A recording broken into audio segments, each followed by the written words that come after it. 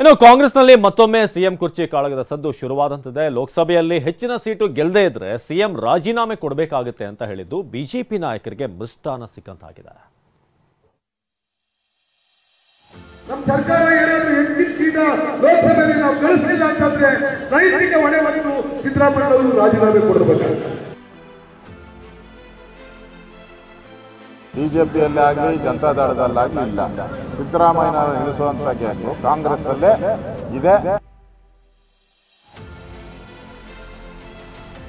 ಕೆಲಸ ಮಾಡ್ತಕ್ಕಂಥ ಸಿದ್ದರಾಮಯ್ಯನವ್ರನ್ನ ಉಳಿಸ್ತಕ್ಕಂಥ ಕೆಲಸವನ್ನ ನಾವೆಲ್ಲರೂ ಸೇರಿ ಮಾಡ್ತಕ್ಕಂಥ ಕೆಲಸವನ್ನ ಮಾಡಬೇಕಾಗುತ್ತೆ. ಅಲ್ಲ, ಅವರು ಇಳಿಯುವುದು ಖಚಿತ ಅಷ್ಟೇ. ಲೋಕಸಭೆ ಚುನಾವಣೆಯಲ್ಲಿ ಸೀಟು ಹಂಚಿಕೆ ಗೆಲ್ಲೋಕೆ ಕಾಂಗ್ರೆಸ್ ರಣತಂತ್ರ ಹೆಣಿತಾ ಇದೆ. ಬಿಜೆಪಿಯಲ್ಲಿ ಭುಗಿಲೆದ್ದಿರುವ ಬಂಡಾಯವನ್ನ ಬಂಡವಾಳ ಮಾಡಿಕೊಳ್ಳೋದಕ್ಕೆ ಕೈ ನಾಯಕರು ತುದಿಗಾಲಲ್ಲಿ ನಿಂತಿದ್ದಾರೆ. ಇಂತಹ ಹೊತ್ತಲ್ಲಿ ಗುಬ್ಬಿ ಶಾಸಕ ಶ್ರೀನಿವಾಸ್ ಸಿಡಿಸಿದ ಒಂದೊಂದೇ ಬಾಂಬ್ ಸಿಎಂ ಕುರ್ಚಿ ಕಾಳಗಕ್ಕೆ ಮತ್ತೊಮ್ಮೆ ಕಿಚ್ಚು ಹಚ್ಚಿದೆ. ತುಮಕೂರಿನ ತಿಪಟೂರಿನಲ್ಲಿ ಪ್ರಚಾರದ ಸಭೆಯಲ್ಲಿ ಮಾತನಾಡಿದ ಗುಬ್ಬಿ ಶ್ರೀನಿವಾಸ್, ನಾವು ಲೋಕಸಭೆಯಲ್ಲಿ ಹೆಚ್ಚು ಸೀಟು ಗೆಲ್ಲಬೇಕು, ಇಲ್ದಿದ್ರೆ ಸಿಎಂ ಸಿದ್ದರಾಮಯ್ಯ ರಾಜೀನಾಮೆ ಕೊಡಬೇಕಾದ ಸ್ಥಿತಿ ಬರುತ್ತೆ ಅಂತ ಹೇಳಿದ್ದು ದೊಡ್ಡ ಚರ್ಚೆಗೆ ಗ್ರಾಸವಾಗಿದೆ. ಇವತ್ತು ನಮ್ಮ ಸರ್ಕಾರ ಇದೆ, ನಮ್ಮ ಸರ್ಕಾರ ಏನಾದರೂ ಹೆಚ್ಚಿನ ಸೀಟ ಲೋಕಸಭೆಯಲ್ಲಿ ನಾವು ಗಳಿಸಲಿಲ್ಲ ಅಂತಂದ್ರೆ ನೈತಿಕ ಹೊಣೆ ಹೊತ್ತು ಸಿದ್ದರಾಮಯ್ಯ ಅವರು ರಾಜೀನಾಮೆ ಕೊಡಬೇಕಾಗುತ್ತೆ.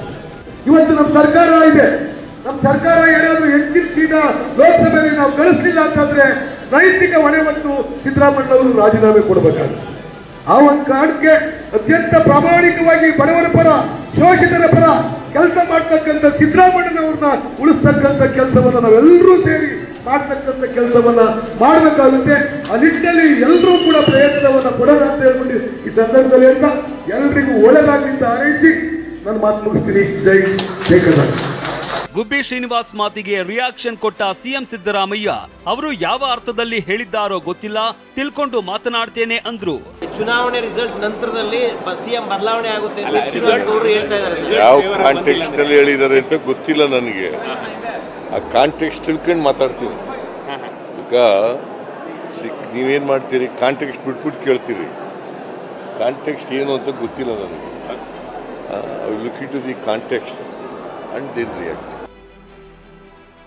ಗುಬ್ಬಿ ಶ್ರೀನಿವಾಸ್ ಹೇಳಿಕೆನೇ ಬಿಜೆಪಿಗೆ ದೊಡ್ಡ ಅಸ್ತ್ರ ಸಿಕ್ಕಂತಾಗಿದೆ. ಶಾಸಕರ ಹೇಳಿಕೆಗೆ ಕಿಚ್ಚು ಹಚ್ಚುತ್ತಾ ಸಿಎಂ ಸಿದ್ದರಾಮಯ್ಯ ಕಾಲೆಳೆದಿದ್ದಾರೆ.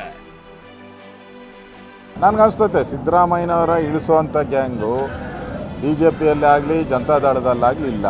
ಸಿದ್ದರಾಮಯ್ಯನವರ ಇಳಿಸುವಂತ ಗ್ಯಾಂಗು ಕಾಂಗ್ರೆಸ್ ಅಲ್ಲೇ ಇದೆ. ಅಲ್ಲ, ಅವರು ಇಳಿಯುವುದು ಖಚಿತ ಅಷ್ಟೇ. ಯಾಕಂದ್ರೆ ಭಾರತೀಯ ಜನತಾ ಪಾರ್ಟಿ 28ಕ್ಕೆ 28 ಸ್ಥಾನವನ್ನು ಗೆಲ್ಲುವ ಗುರಿ ಇಟ್ಕೊಂಡು ನಾವು ಹೊರಟಿದ್ದೇವೆ. ಸಿದ್ದರಾಮಯ್ಯವ್ರು ಕೆಳಗಿಳಿತಾರೆ. ಸಿದ್ದರಾಮಯ್ಯವ್ರು ಕೆಳಗಿಳಿಯೋಕ್ಕೇನು, ಇದೇನು MLA ಎಲೆಕ್ಷನ್, ಇದು ಪಾರ್ಲಿಮೆಂಟ್ ಎಲೆಕ್ಷನ್. ಅಂದರೆ ಅವರಲ್ಲಿ ಹೆಂಗೆ ಗೊಂದಲ ಇದೆ ಅಂತ ನೋಡಿ ಅವರವರಲ್ಲೇ ಪರಸ್ಪರ ಅವರು ವಿರುದ್ಧವಾಗಿದ್ದಾರೆ. ಅವರ ಒಂದು ಕಾಂಗ್ರೆಸ್ನಲ್ಲೇ ಒಳ ಜಗಳ ಇದೆ. ಲೋಕಸಭೆ ಚುನಾವಣೆ ಹೊಸ್ತಿಲಲ್ಲಿ ಗುಬ್ಬಿ ಬಿಟ್ಟ ಬ್ರಹ್ಮಾಸ್ತ್ರ ಬಿಜೆಪಿ ಮಾತಿನ ಯುದ್ಧಕ್ಕೆ ಪ್ರತ್ಯಾಸ್ತ್ರವಾಗಿದ್ದಂತೂ ಸುಳ್ಳಲ್ಲ. Bureau report, TV9.